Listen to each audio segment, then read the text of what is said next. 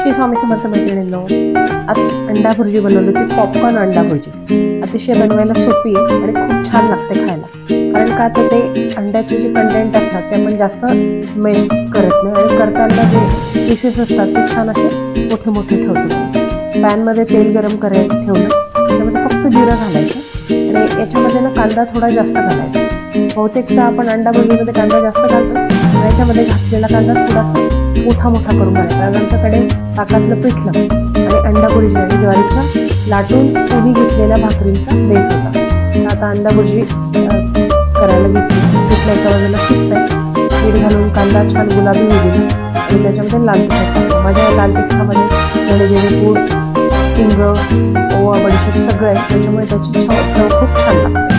ते छान असं लाल तिखट परतवून घेतलं आणि जेवढे अंडे तुम्हाला घालायचे असतात ते फोडून ते फक्त व्हाईट आणि येलो मिक्स होईल एवढंच बीट करून घ्यायचं, जास्त बीट नाही करायचं.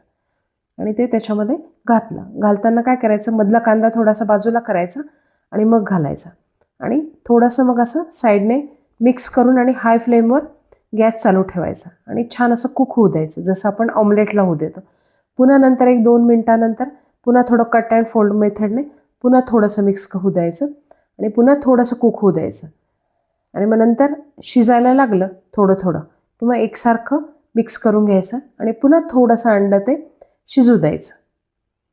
याच्याने अंडा भुर्जी खूप छान होते. बघा आता ऑलमोस्ट सगळं शिजलं आहे. ते आता छान एकसारखं मिक्स करायचं आणि अंडा सगळ्या बाजूने शिजेल या पद्धतीने परतवून घ्यायचं. मीठ तिखट सगळं मिक्स होईल असं आणि थोडंसं हलवत राहायचं, जेणेकरून ती भुर्जी छान अशी कुक होईल या पद्धतीने. आणि शक्यतो असं पसरट पॅन असलं तर तेच घ्यायचं, त्याच्यामध्ये खूप छान करता येतं.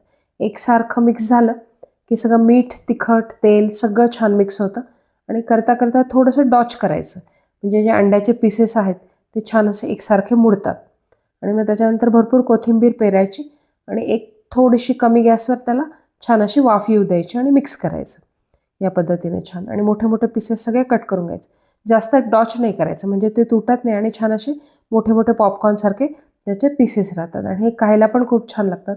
अंड्याची सगळी संपूर्ण टेस्ट त्याच्यामध्ये लागते आणि थंड पण होत नाही ती लवकर आणि त्याची चव पण बिघडत नाही. तर या पद्धतीने तुम्ही नक्की करून पहा. ब्रेडमध्ये स्टफ करून खा, पराठ्यात स्टफ करून खा, नुसती चमच्याने जरी त्याच्यावर सॉस टाकून खाल्लं तरीसुद्धा खूप छान लागते. करून पहा. Enjoy. Thank you. Like, share, subscribe my channel.